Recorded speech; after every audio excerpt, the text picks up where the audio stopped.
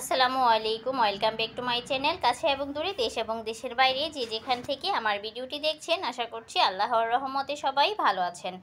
আরেকটি নতুন blog video নিয়ে হাজির হয়ে গেলাম, আশা করছি সবার ভালো লাগে। ভিডিওর শুরুতে আজকে আমি রাস্তার ভিডিও দিয়ে শুরু করলাম।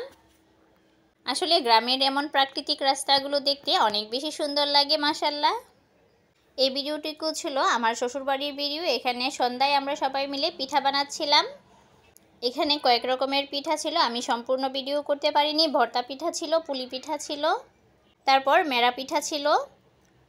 আর আমি তেমন একটা পিঠা বানাতে পারি না, সবারটা আর কি বানানো দেখছি। এখানে আমার বড় চাচি শাশুড়ি সজনা কেটে নিচ্ছে, শুটকি দিয়ে রান্না করা হবে।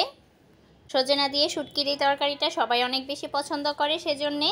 আর এখানে চা বানানো হচ্ছে, আমি আমার ননদ আর যা মিলে চা খাবো, সেই জন্যে। সবাই চা খায় না, আমরা তিনজনই খাবো। আর পাশের চুলা এখানে মুরগি রান্না করা হবে, তো এটাকে ভেজে নেওয়া হচ্ছে। এই তো মাশাআল্লাহ, দেখতেই পাচ্ছেন আমাদের চায়ের কালারটা কত সুন্দর এসেছে। তো শ্বশুরবাড়িতে প্রায় অনেক দিনই থেকেছি, তেমন ভিডিও করা হয়নি। অল্প অল্প যতটুকু পেরেছি ততটুকুই আর কি করেছি।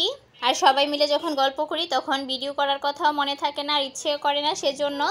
যাই হোক, তারপর শ্বশুরবাড়িতে বেড়ানো শেষ করে বাবার বাড়িতে চলে এসেছি। আর বাবার বাড়িতে এসেও আরেক জায়গায় বেড়াতে চলে যাচ্ছি, আমার ফুফাতো বোনের বাসায়। আর এবারের ঈদটা আমাদের ঘোরাঘুরি আর বেড়ানো দিয়েই কেটে গিয়েছে। বাইরে গরম ছিল অনেক বেশি পরিমাণে। বেড়ানো থেকে এসে আমার মা আর মেয়ে অসুস্থই হয়ে গিয়েছে। বাইরে এত রোদ ছিল, তারপর আমরা ঘুরতে যাওয়া মিস করিনি। আর এখানে আমার বোন এসে দেখি অনেক কিছুর আয়োজন করেছে একা হাতে। তো টেবিলে সব খাবার এখনও আসেনি, আমি এর আগে একটু ভিডিও করে নিলাম। অনেক কিছুর আয়োজন ছিল, 2 রকমের গরুর মাংস ছিল, মুরগি ছিল, তারপর মাছের তরকারি ছিল, পোলাও ছিল, কাবাব ছিল, আরও কয়েক রকমের সবজি ছিল আর কি। তো যাই হোক, ওখান থেকে এসে আবার রাতে খাবারের প্রিপারেশন নিয়ে নিচ্ছি। যেহেতু বৃষ্টি হয়েছিল আসার পথে, সেজন্য ভাবলাম যেহেতু বৃষ্টি এসেছে রাতে একটু কাচ্চি বা বিরিয়ানি খাওয়া যাক। তো এখানে আমি গরুর মাংস দিয়ে কাচ্চি রান্না করছি, সেজন্য মশলাটাকে আগে কষিয়ে নিচ্ছি। তারপর কেটে রাখা মাংসটাও দিয়ে দিয়েছি। আমি ঝটপট বিরিয়ানি স্টাইলেই কাচ্চি রান্না করব। বাড়ি থেকে এসে রান্না করতে ইচ্ছে করে না, কিন্তু আমার বোন কাচ্চি খেতে চেয়েছিল, সেজন্য আর কি রান্না করছি।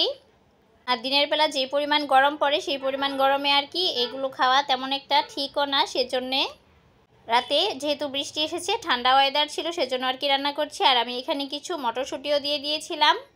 আর ভিডিও করা হয়নি, তারপর খেয়ে দিয়ে একদম শেষ করে ফেলেছি আর কি, মনে ছিল না।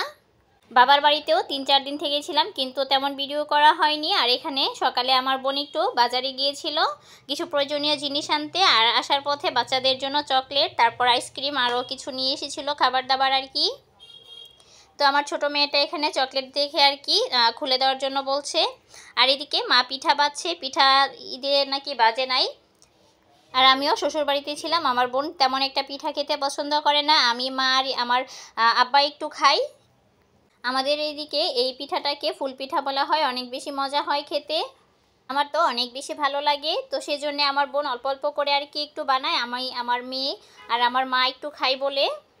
এই তো তারপর দেখতে দেখতে আমাদের নিজের বাসায় ফেরার সময় হয়ে গিয়েছে। আর আসার পথে রাস্তাটা অনেক বেশি ভালো লাগছে, সূর্যটা প্রায় ডুবে যাচ্ছিল।